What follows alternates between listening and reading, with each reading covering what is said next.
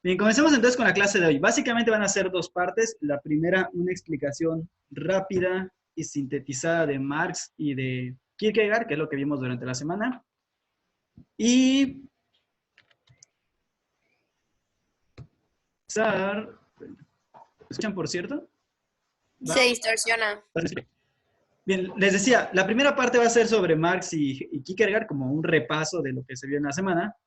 Y la segunda parte va a ser la revisión de sus exámenes. Entonces me voy a apurar para pues mostrarles rápidamente lo de Marx, que yo sé que ya lo leyeron, ya lo analizaron. De Kierkegaard pues ya lo leyeron también una parte. No han leído todavía el texto, pero bueno, esa parte creo que lo vamos a saltar.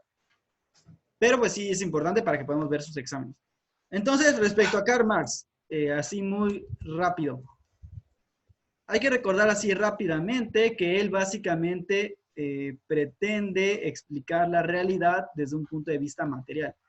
Es decir, Marx básicamente lo que hace es tomar a Hegel y luego, ¿cómo se llama? Bueno, toma a Hegel y eso que toma de Hegel luego lo va a modificar, le va a cambiar la situación. Una pregunta, ¿alguien tiene a... es que no tiene... A ver, permítame. ¿A quién? Arad no tiene teléfono, ¿verdad? No, no tiene teléfono ni internet en su casa. A ver. ¿Dónde está el enlace? Vamos a copiar esto.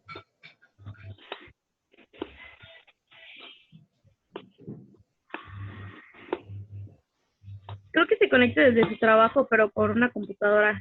Sí, porque me está mandando mensajes por Facebook, pero me los manda el Facebook que casi nunca abro los mensajes. Ah, Ya le contesté. Ok, volviendo entonces al tema. Tenemos a Marx. Marx, recuerden que va a tomar de Hegel. ¿Qué es lo que va a tomar? Pues básicamente su dialéctica. Ok, que recuerden que esta dialéctica es sobre todo lucha de opuestos. Lo voy a resumir así para no ponerlo de tesis, antítesis, todo eso que ya saben, ¿no?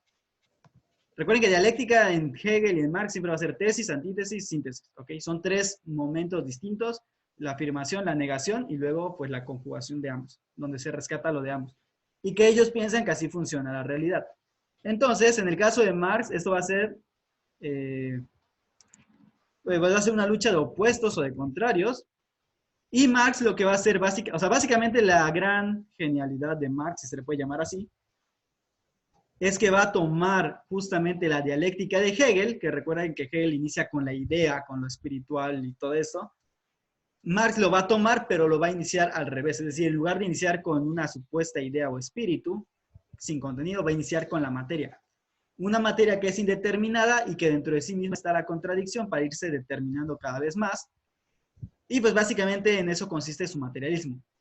¿Por qué el materialismo de Marx es distinto de, por ejemplo, Feuerbach, que es uno de los autores? Yo sé que este autor tal vez no lo han leído y tal vez no sepan quién existe, y se escribe Feuerbach, pero de hecho sí está en su libro de texto, entonces sí tienen que darle una leidita a su libro de texto. No menciona gran cosa, pero para entender un poquito por qué es diferente el materialismo de Marx de otros materialismos, hay que entender que para él, los empiristas, que de alguna forma serían materialistas también, lo que hacen es pensar que el ser humano es pasivo a la interacción de la materia.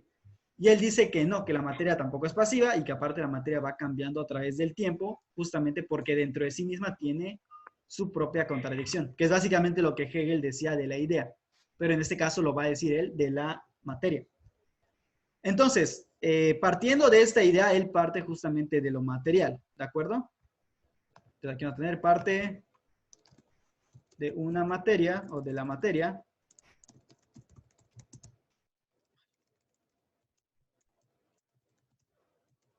Y esta materia pues va a ser dinámica porque está constantemente contradiciéndose y cambiando. Con esto, pues él ya cambia el punto de vista materialista. La materia no es algo estático, la materia es algo que va cambiando, que dentro de sí tiene su contradicción. Y para explicar la realidad, especialmente la realidad social, va a fundamentarlo nuevamente todo pues en esta materia, ¿ok? Para eso él va a decir que la historia, que es de alguna manera esta misma materia que se va desarrollando en el tiempo, pues va a avanzar por una lucha de contrarios. De hecho, eso sí lo decía el texto que estaban analizando de Marx. Cuando les preguntaba que el primer punto era ¿cuál es el fundamento de la historia? Simplemente que me pusieran el fundamento de la historia. El fundamento de la historia es justamente la lucha de los contrarios, o de los opuestos, vaya. La diferencia con Hegel es que no son ideas las que se contradicen, son cuestiones materiales, ¿ok? Y por eso él va a hablar, cuando habla de la sociedad, hablar de la sociedad en Marx es hablar casi lo mismo que de la historia. ¿Por qué? Porque las sociedades son dinámicas y van cambiando y se van transformando, justamente por esta supuesta lucha de contrarios. Y entonces él va a decir que la sociedad tiene básicamente dos elementos básicos, que ya mencioné en lo básico, pero bueno.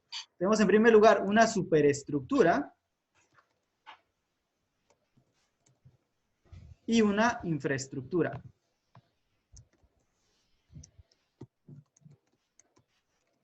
Aquí el término super e infra hay que tomarlos en el sentido etimológico. Super significa encima o por arriba de, e infra lo que está por debajo. Entonces sería la estructura que está por arriba y la estructura que está por debajo. Que básicamente aquí lo podemos dibujar en forma de un triangulito, pero veo que aquí no hay triangulitos que dibujar, pero bueno. Esto sería básicamente un triangulito, donde la base sería, por supuesto, pues la infraestructura, que es de hecho el nombre, mientras que la parte de arriba pues sería la superestructura. A ver, permítame un segundo. Allá. Entonces básicamente sería ese el caso con Marx, ¿de acuerdo? Esa parte de arriba es la superestructura y la de abajo pues va a ser la infraestructura.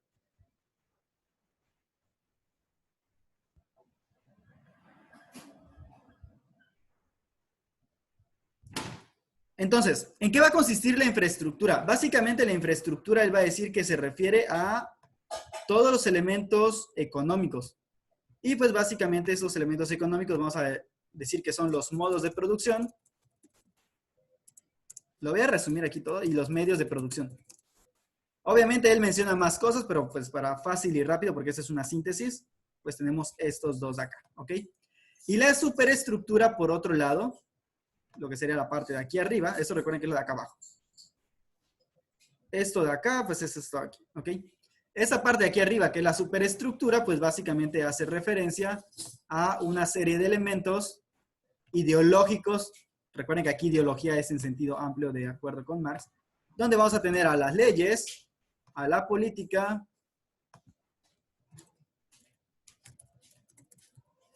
a la misma filosofía, según él, porque él le va a llamar que es la filosofía falsa, mientras que él va a decir que es la completamente verdadera, al arte y, por supuesto, a su enemigo de siempre, la religión. De acuerdo con él, todo esto funcionaría únicamente para justificar lo de aquí abajo. Es decir, tú necesitas que haya esclavitud, pues simplemente lo justificas diciendo en religión que Dios no nos ha creado iguales y que hay unos que no, o los dioses no nos han creado iguales, y que pues hay cierta categoría social que son, vaya, que no son hijos de Dios o que no son parte de la divinidad, o que si lo son de la parte más baja y miserable de la divinidad, etc., ¿no? Como pasa en la religión hindú, donde las castas, pues básicamente te dicen que tú has salido de ciertas partes de su Dios y pues por lo tanto tú mereces ciertos derechos o ciertos privilegios, o no los mereces, como en el caso de los impuros. Según él, esto es como lo explica. El arte, pues básicamente sería para promover todo esto. La filosofía igual. La política, pues pondrías obviamente un sistema político que permitiera esta exclusión, y las leyes pues serían básicamente defendiendo esto. Parece tener cierto sentido lo que dice. Parece. Lo que pasa es que él piensa que únicamente todo se debe al cambio que hay acá. Si aquí esto cambia, pues obviamente cambiaría todo eso, según él. ¿De acuerdo? Y pues básicamente la historia funcionaría justamente cuando se modifica esto. Es aquí donde entra el movimiento de la historia. ¿Ok? Entonces aquí tenemos la historia. Para él, la filosofía de la historia que él tiene es una historia progresiva. Progresiva, pero no es una progresión lineal. Es una progresión dinámica de contradicciones, de luchas. Entonces, esta lucha de opuestos es lo que realmente... Por eso este concepto es importante, porque todo esto está detrás de la idea de Marx, de que todo es una lucha entre opuestos. Por supuesto que esta lucha no es algo científico, es una cuestión filosófica. Él asume que que desde la materia misma, o sea, que la misma realidad, porque recuerden que toda la realidad es material, que toda la realidad es una lucha de opuestos. Lo mismo que pensaba Hegel. Lo que pasa es que Hegel lo pensaba por la cuestión ideológica, ¿no? De la idea. Si en tu mente todo es una contradicción o puede ser contradecido por otras ideas opuestas, pues él lo va a aplicar para la materia. Es la materia la que es opuesta en sí misma. Permítanme porque están aquí dando lata los de las ventas. ¿Cómo fácil? Bueno, ni más. Continuamos porque no vamos a tardar. Entonces, básicamente, esa es la ideología de Marx, ¿de acuerdo? De aquí nace, entonces, la ideología comunista, ¿de acuerdo? Porque resulta que todo esto, él va a decir que la filosofía, o sea, esta filosofía de acá, toda la vida se ha dedicado a analizar la realidad, pero lo que se trata es de transformarla. Esta es una frase que él dice, es una frase bastante famosa. Y para transformarla, entonces, la filosofía la convierte en política prácticamente. Y entonces es donde nace el sistema comunista como tal. Esta historia, como mencionaba anteriormente, no es una historia estática, sino que va evolucionando. Lo que va evolucionando es justamente esta parte de acá.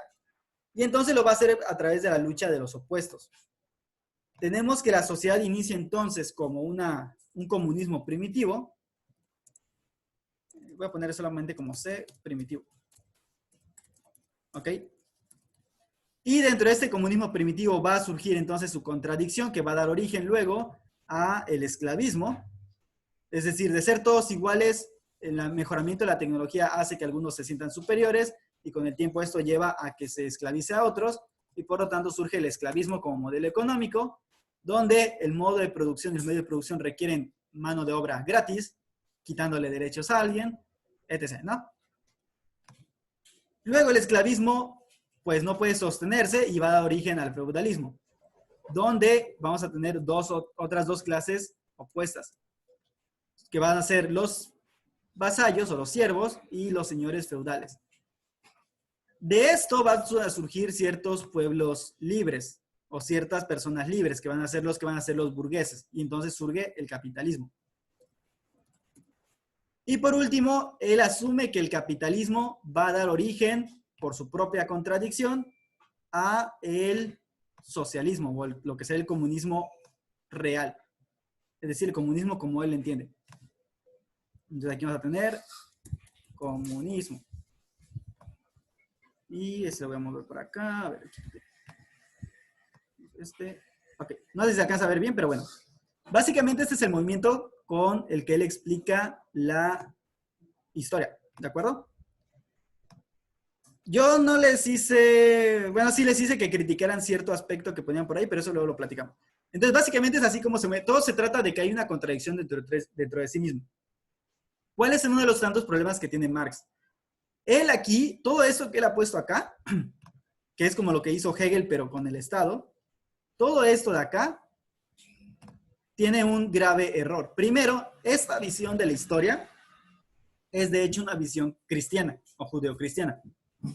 Es decir, concibe que va a haber un tiempo futuro en el que todos vamos a ser iguales y felices, que será como reemplazar el cielo católico o el cielo cristiano por un paraíso terrenal, pero básicamente es lo mismo. O sea, la misma idea está de fondo. Entonces, a pesar de que se la pasa criticando a la religión, termina copiándole a la religión esta idea de que la historia tiene un fin. Ese fin pues sería un comunismo donde todos seríamos iguales y felices. La otra cuestión en la que se equivoca es justamente toda esa estructura que tiene acá. En primer lugar, porque la historia nos demuestra que estos de aquí pueden cambiar esto de acá, como fue en el caso del surgimiento del cristianismo, que modifica esta idea justamente porque al surgir el cristianismo afecta sobre todo esto y al afectar sobre todo esto también se modifica acá. Y la otra cuestión es sobre esta supuesta lucha de opuestos. Marx le da mucha importancia al ser social. Esta es una parte que sí tienen que acordarse mucho. Él va a definir al hombre por su ser social. O va a decir que el hombre se define por su ser social. El ser humano se define por su ser social. ¿Ok? ¿De acuerdo? Esto es lo que él dice. Y aunque no deja de ser cierto que somos seres sociales, también es cierto que somos seres individuales. Él más bien hace que lo social valga más que el individuo. Y va a decir que los capitalistas nos enajenan, pero es lo mismo que hacen los comunistas cuando olvidan que el ser humano es un ser individual, con su propia libertad de intereses, y pues termina sometiéndolo todo al poder del Estado. Es decir, reemplaza a un amo por el otro. También va a ser importante Marx la idea del amo y el esclavo y todo eso, ¿no? Pero esa parte la voy a dejar para luego. De esa parte usted la Profe, pueden leer solito. Mande. dice Bianca que le envió los datos incorrectos de Zoom. No se le envió ningún dato incorrecto, son los que da, pero es que no hay contraseña. O sea, simplemente Ok. no existe una contraseña. No sé por qué ella le pide contraseña, pero no hay contraseña. Usted no les pidió nada, ¿o sí? No, Es pero porque no bueno. hay. Ahorita le No. digo. Sí. Ok, entonces Gracias. tenemos, sí, no te preocupes, tenemos esta parte, ¿no? Todo eso es lo general de Marx. Habría mucho que hablar de él, pero pues por eso los puse a leerlos mejor. Pero esto es lo general que tienen que acordarse como base. Recuerden que aquí esto es la base, no se trata de que me repitan todo lo que dijeron los filósofos, porque eso cualquiera lo puede hacer. Se trata de que entiendan estas bases para que a partir de ello puedan razonar, puedan criticar y puedan, pues obviamente, contradecirlos a estos y contradecir a otros también. Porque no quiere decir que sea completamente cierto lo que dice Marx. Muchos lo toman como si fuera Dios y prácticamente lo citan como si fuera la Biblia, igual que lo que hacen los psicoanalistas con Freud. Y lo mismo que hacen los cristianos con la Biblia, ¿no? Entonces no se trata de simplemente repetir lo que otro dice, se trata de comprender lo general por lo menos como para que tú tengas tu propio criterio y no estar siguiendo lo que otro anda diciendo. Entonces básicamente este es el fundamento del comunismo. Muy resumido, muy sintetizado, pero es en general el comunismo, ¿ok? O esa es la idea que hay detrás. Sobre todo esta idea y por lo tanto todo lo quieren ver como una explotación, porque ellos asumen que todo ha sido una explotación siempre. Como si el esclavo no tuviera su propia parte de libertad para decidir si quiere seguir siendo esclavo o no, ¿me explico? Entonces, al final, la dialéctica del amo y el esclavo que habla Hegel y que luego toma Marx para justificar toda su filosofía, al final de todo, se acaba cuando el esclavo sabe que no necesita de esa relación y por lo tanto, tanto él como el amo quedan libres, porque el amo sigue siendo esclavo de alguien, sigue estando necesitado del esclavo. Es decir, no puede haber un amo sin un esclavo y no puede haber un esclavo sin un amo, ¿me explico? En el momento que el esclavo dice basta, o que el amo no necesita ya un esclavo, en ese momento se rompe la dialéctica y por lo tanto estamos hablando ya de otro tipo de relaciones. Esa dialéctica se va a dar en su vida, porque sí existe la dialéctica, ¿me explico? Que sí existe la dialéctica del amo y el esclavo. En nuestro caso más presente lo pueden ver cuando ustedes trabajan. Hay una dialéctica entre tu trabajo y tú como trabajador. El trabajador depende de su trabajo. Y el trabajo o la empresa depende de su trabajador. Entonces es una relación. Aquí la cuestión ¿es una relación de dependencia como en la relación de amo y esclavo o es una relación de libertad donde tú ofreces algo a cambio obviamente de algo? Porque no creo que nadie trabaje simplemente porque sí. O sea, trabajan porque tú ofreces algo y el otro necesita ese algo. Y tú necesitas lo que el otro te da, ¿me explica? Entonces al final cuando te das cuenta que eres libre de dejar la relación cuando quieras, digo, obviamente puede haber una consecuencia por dejarla, ¿no? Pero al fin y al cabo eres libre de dejarla cuando quieras, entonces dejas de depender. La misma dialéctica de amo y esclavo, aunque la podemos definir de otra manera, lo podemos ver en una relación dependiente. Si tú necesitas del otro al grado de que no puedes vivir sin el otro, y me refiero por el otro a tu pareja, pues obviamente ahí tenemos esta misma dialéctica. Entonces, si es real la dialéctica, lo que no es real es la solución que le da Marx y mucho menos la que le dio Hegel. Luego vamos a ver que otros filósofos más modernos como Michel Foucault, que es un francés, y por más moderno me refiero al siglo XX, van a contradecir toda esta idea de Marx que se sustenta en esto, porque él pensaba de hecho que el capitalismo es necesario. ¿Por qué es necesario? Porque justamente no puede haber comunismo si no había primero un capitalismo. Alguien que concentrara todos los medios de producción, que creara todas las fábricas para luego robárselos. Las ideas de la izquierda, no solo en México, sino en general, se sustentan en esta falsa idea. ¿Por qué? Porque la riqueza no es un estado natural del ser humano, ¿me explico? La riqueza es algo que se crea. Y si no, pregúntale a cualquier bebé, no viene rico, ¿me explico? O sea, un bebé, aunque nazca en la riqueza, él no es rico. La riqueza, una de dos, o te la da alguien que ya la tuvo antes y te la dona, o sea, en el caso de un hijo de un rico, o te la ganas o la construyes. Ninguna empresa ha nacido de a gratis, ¿me explico? En algún momento tuvieron que empezar con una pequeña empresa o se fue uniendo con otras, pero inclusive las más grandotas en algún punto tuvieron que ser nada, ¿me explico? Entonces la riqueza no es algo con lo que uno nace, la riqueza es algo que se crea, tanto socialmente hablando como individualmente hablando. Y eso es lo que no entiende, o más bien lo que Marx sí entendía y por eso prefería que primero existiera el capitalismo para a partir de ello quitarle todo eso a los capitales y repartirlo. Lo que no entienden las izquierdas de hoy es justamente eso. Entonces, cuando tú eliminas esto de la ecuación, pues se viene abajo el comunismo. ¿Ok? Aparte que no entienden otras dinámicas, pero bueno. Esta parte se las dejo para que lo piensen y paso rápidamente entonces a lo que sería Kierkegaard. En el caso de Kierkegaard, él va a ser el padre del existencialismo. O sea, no es existencialista en sí mismo, pero es su padre. Kierkegaard básicamente lo que va a estar oponiéndose va a ser contra la idea de la masa, que yo voy a llamar en términos sencillos los borregos. Es decir, Kierkegaard lo que va a hacer es darle prioridad al individuo. Recuerden que Hegel prácticamente somete a todo el individuo a el Estado. Y que Marx va a hacer exactamente lo mismo, pero en este caso a un sistema económico llamado comunismo. Entonces, Kierkegaard lo que va a hacer es exaltar la individualidad. Y la, entre comillas, irracionalidad. Claro, no es que la filosofía, no es que sea irracional lo que dice Kierkegaard, aunque él luego dice que sí, o sea, que hay que ir a la irracionalidad. Él le da tanto énfasis a lo individual que obviamente exalta los valores de la vida. ¿Y qué es lo que se da cuenta que es la vida? Pues la vida básicamente es incertidumbre. ¿Ok? Entonces aquí tenemos la idea de la incertidumbre. Que él no le va a llamar incertidumbre, pero básicamente es a lo que nos podemos decir. Incertidumbre o lo que será lo mismo, se me fue el otro concepto, pero bueno.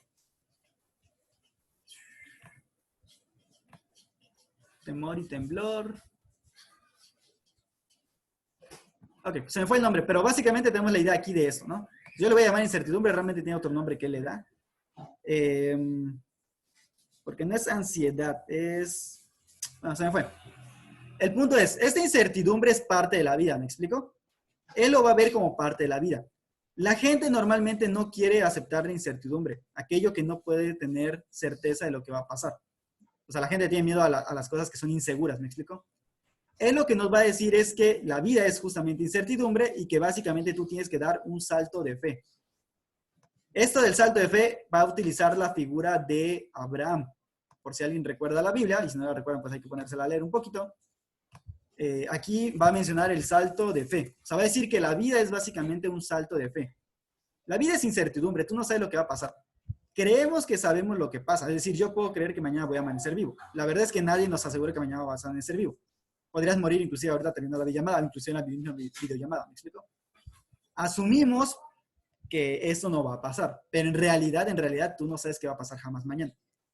Entonces, por eso él va a decir que la vida es en sí misma una incertidumbre y un salto de fe. Este salto de fe implica entregarse básicamente a aceptar que las cosas pues no son seguras y que por lo tanto no te queda otra más que confiar en que lo van a hacer y vivir la vida pues plenamente justamente por lo mismo. Cabe señalar que Kierkegaard estaba en contra de la religión protestante de su iglesia, vaya, la iglesia de Suecia, Finlandia, no me acuerdo bien. Pero estaba en contra no por la religión en sí mismo, sino por cómo manejaban la visión de Dios. Es decir, una visión donde te vuelven masa, donde te vuelven pues alguien sin pensamiento, vaya. Pero lo mismo critica justamente de Hegel. O sea, Hegel que exalta tanto la racionalidad, pero que termina siendo a las personas borregos o masa del Estado. Entonces, a él no le importa si eres de la iglesia o si eres de racionalista o ateo. Siempre cuando tú trates de convertir a los demás en masa, va a ir en contra tuya Kierkegaard. O iba a ir en contra tuya Kierkegaard. ¿Ok? Entonces tenemos estas ideas básicas, ¿no? Tenemos la exaltación de la individualidad. Desde entonces aquí se le da prioridad a la existencia. Ojo que eso no lo dice él, pero es lo de donde lo van a interpretar luego los existencialistas. Prioridad de la existencia sobre la esencia. Más que importar lo que eres, importa lo que tú te vas a formar. Y que esto tiene que ver justamente con lo de acá. ¿Ok? Existir es incertidumbre, es inseguro, es ambiguo, no puedes tener una certeza como tal. Solo te toca hacer un salto de fe y vivir tu vida de acuerdo a este salto. ¿Ok? Atreviéndote lógicamente a ser tú. Y por lo tanto es ahí donde entra un poquito su irracionalidad. ¿Por qué? Porque la vida no todo es completamente racional, hay muchas cuestiones emocionales. En resumen, esto sería Kierkegaard. Obviamente no lo es todo, entonces sí les pido que lean bien el video me parece que explica bastante bien lo de Kierkegaard y lo de, ¿cómo se llama? Y aparte está la lectura del libro que les dejé, que espero que hayan leído. Permítanme un momento.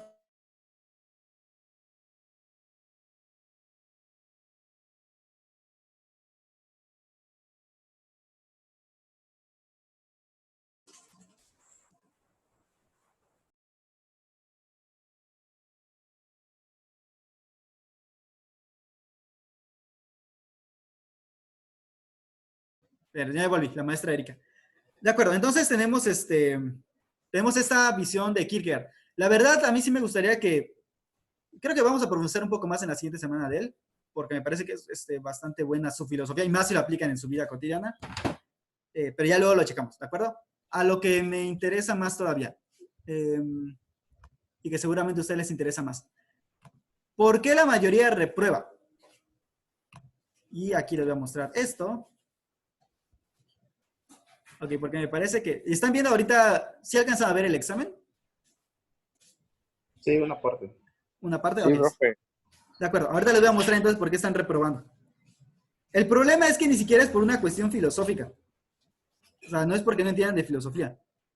Es, ¿cómo se llama? Una cuestión de entendimiento básico de las instrucciones. Ahorita a ver, es que estoy aquí mandando el mensaje. UT3. 0214, UT3. Ok.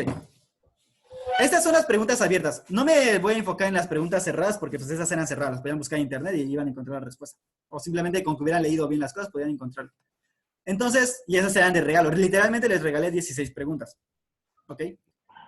Las preguntas que realmente me interesan y que son las que valen más. Y siempre van a valer más. Y aún así no les puse, la vez anterior les puse un puntaje muchísimo más alto y bueno, esa vez les puse un puntaje un poquito más bajo para que no les costara tanto. Entonces, primera pregunta. Usando lo que sabes de la filosofía de San Agustín, fíjense qué dice la instrucción. ¿Qué es lo primerito con lo que inicia? La filosofía de San Agustín, o sea, basándote en la de él. Exactamente, es decir, no lo que tú creas, no lo que tú sientas, no lo que tú pienses, por muy bonito que sea y por muy correcto que sea. Ojo, que una respuesta esté incorrecta no significa que lo que ustedes piensen sea basura, ¿me explico? Significa simplemente que no es lo que se te pidió. O sea, puede ser muy cierto lo que me estás diciendo, pero si no es lo que se te pide, pues simplemente está mal, ¿me explico? Es lógica básica. Entonces dice, usando lo que sabes de la filosofía de San Agustín, que se supone que la estudiaron antes, no, muy independientemente de las clases que yo o sea, de las clases, eso se supone que ustedes lo han leído antes y lo estudiaron antes del examen, ¿no?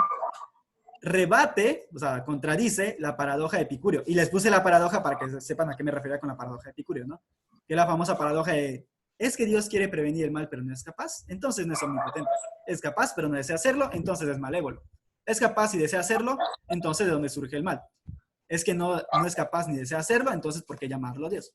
¿Ok? Esa es la paradoja de Epicurio. Por ejemplo, esta respuesta dice, quiere evitar la maldad. De hecho, no sé, desde aquí ya con eso ya lo hubiera reprobado, ¿no?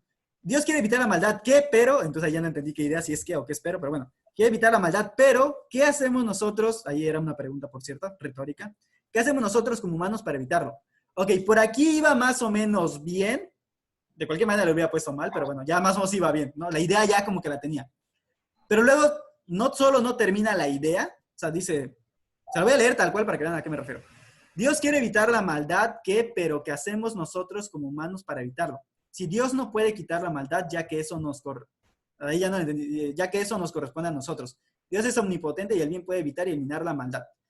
Ok, de entrada, creo que leyéndolo en voz alta, se nota que para empezar no tiene sentido lo que dice, ¿me explico? O sea, si esto fuera un diálogo no tendría sentido porque son ideas que se cortan.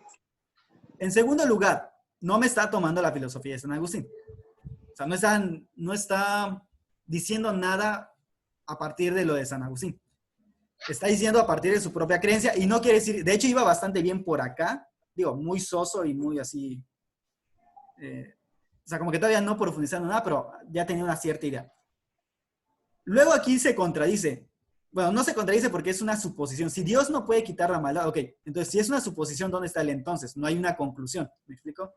Si Dios no puede quitar la maldad, debería ser entonces, eso nos corresponde a nosotros. Pero en todo caso le estarías dando la razón a Epicurio, ¿me explico? Porque entonces estarías afirmando que Dios no puede hacer algo, que es quitar la maldad. Entonces aquí como que ya se contradijo y aparte pues no tuvo mucho sentido lógico. Pregunta Chesit que si a alguien le salió bien. Sí, sí hubo a quien le salió bien. Obviamente no les quise exigir la perfección porque yo sé que no lo van a hacer. O sea, no es la idea que sean perfectos. La idea es que aprendan a pensar y a ordenar sus ideas porque tarde o temprano van a tener que discutir, ¿me explico? Entonces esa es la idea. De hecho ya discuten básicamente. Entonces, pero tienen que saber ordenar sus ideas y dar argumentos. especialmente para que no los manipulen y para que puedan razonar y criticar discursos políticos y todo, porque al fin y al cabo alguien va a tratar siempre de aprovecharse de ustedes, llámese una empresa, llámese un trabajo, llámese la mercadotecnia o llámese el mismo Estado o la misma iglesia sin algún... Porque yo, habiendo estudiado en el seminario, yo sé que hay muchos sacerdotes que manipulan las cosas. Para eso que necesitas conocimiento de lo que hablas y de lo que te dicen, y en segundo lugar, razonamiento para argumentar por qué no es cierto lo que te dicen. Entonces, bueno, este es un ejemplo para que vean, ¿no? Al final pone, Dios es ¿puedes checar omnipotente. si... Ay, perdón. ¿Qué pasó? No, ¿qué pasó? ¿Nada? Ok. No, es que le hablé a mi mamá, perdón. Ok. Entonces dice, Dios es omnipotente y bien puede evitar y eliminar la maldad. Entonces aquí ya se volvió a contradecir. O Dios no puede... Bueno, o sea, en pocas palabras, todo eso está contradictorio, ¿me explico? La idea iba más o menos bien y luego, pues como que cayó como un avión en picada. Luego, bueno, las preguntas abiertas del final. Aquí pone no domina el tema. Fíjense nuevamente la pregunta. Ve el video de arriba y explica los errores de su autora. ¿Ok? Tenías que ver cuáles eran los errores de lo que decía la muchacha de acá. Que es se llama La Gata de Schrödinger, su canal. Y luego, a partir, o sea, usando la filosofía de Tomás de Aquino, ni siquiera tenías que usar tu propio pensamiento, simplemente tenías que ver cuáles eran los errores. Esa parte sí era la que implicaba tu pensamiento. Saber los errores de ella, eso sí implica que tú tienes que razonarlo. Y a partir de esos errores, entonces ya decir una, ¿cómo se llama? Una conclusión. Aquí me puso no domina el tema, entonces eso no es nada. Ahorita voy a mostrarles uno de los que sí, si es que lo encuentro, porque hay que buscarlo entre todos. Obviamente, ya terminó la clase hoy. todavía nos quedan unos minutos, no se preocupen. De hecho, nos quedan 5 minutos para rápido. Tenemos luego esta parte. ¿Cómo explica un empirista la visión de los fantasmas o espectros? La respuesta correcta, rápida y sencilla, aunque les hubiera puesto un punto nada más, es que un empirista te va a decir que no es posible, por una simple y sencilla razón. Los fantasmas y espectros son espirituales. Si hubieran leído bien qué es el empirismo, a ver, ¿qué dice el empirismo para rápido? ¿Qué es lo único que podemos conocer? Que todo lo que conocemos es base a nuestra experiencia. Ok, pero recuerden que por experiencia no se refiere a tu experiencia subjetiva, se refiere a la experiencia sensible. ¿Ok? Esa es la parte que aparentemente no leyeron a pesar de que se los dije muchas veces. La sensación. Un fantasma, si es Es que se espíritu. supone que era que si pasaba por lo menos 2 veces, ya se supone que podrías considerarlo verdad, porque no era como solo una. Y lo confirmabas con lo que sentías y eso. Ajá. Aquí la palabra importante es el sentías. Es decir, sensación. Algo, los 5 sentidos que conocen, de hecho son más sentidos, pero bueno. O sea, para ellos algo que no pasa por los sentidos, tacto, gusto, vista, olfato, no puede ser real. ¿Me explico? Los fantasmas por definición son espíritus y lo espiritual por definición no tiene materia. Por lo tanto, tú, desde el punto de vista empirista, tú no podrías conocer, aunque existieran los fantasmas, ojo que ellos no niegan que existan, aunque existieran, tú no podrías jamás verlos, ¿me explico? ¿Cómo le explicaría entonces un empirista? Pues básicamente que eso es una idea que se te ha quedado por tal vez algo que escuchaste o te hablaron, te dijeron, y que tu imaginación se ha inventado una imagen y ya, ¿ok? O sea, un fantasma no sería real, simplemente sería algo de la imaginación que a la vez pues viene de lo que tú has visto previamente, ¿me explico? Bueno, vamos a ponerles rápidamente ya para terminar porque quedan 3 minutos, pero para que vean, obviamente este tipo de respuestas pues ya, automáticamente malas. Voy a buscarles rápidamente uno que haya, ¿cómo se llama? Salido bien. Es que no recuerdo en qué posición está. Vamos a ver rápidamente si le puse bien. Hay algunos que no les puse mal completamente, simplemente les puse un punto, medio punto, pero porque eran hasta 3 puntos, me parece algunas. Algunas eran solo de 2 puntos. Entonces no quiere decir que todos les hayan salido con 0, me explico, simplemente algunas tal vez salieron con 2 puntos, de 3, etc., ¿no? A ver, creo que por aquí está. Por ejemplo, la razón de la existencia de los males es porque un ser tan poderoso como él es Dios nos dio libre albedrío, lo que provoca que nosotros los hombres seamos generadores de todo el mal, pues somos nosotros quienes adjudicamos si algo está bien o mal según la situación. Esta respuesta es perfecta.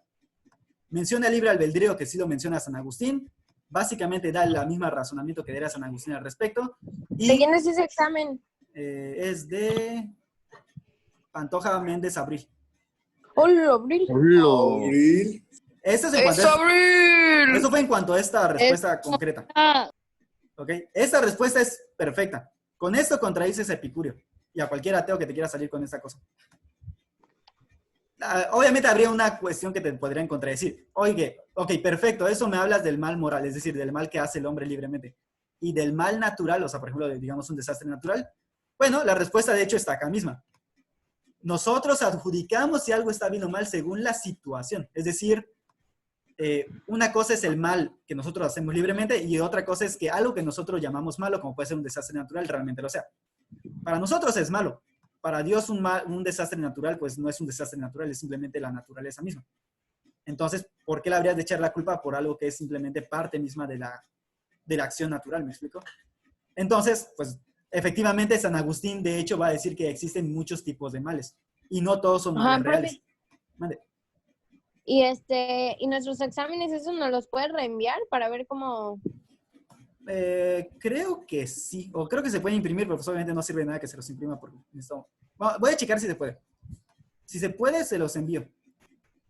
Porque no siempre se puede. A ver, aquí No, este no.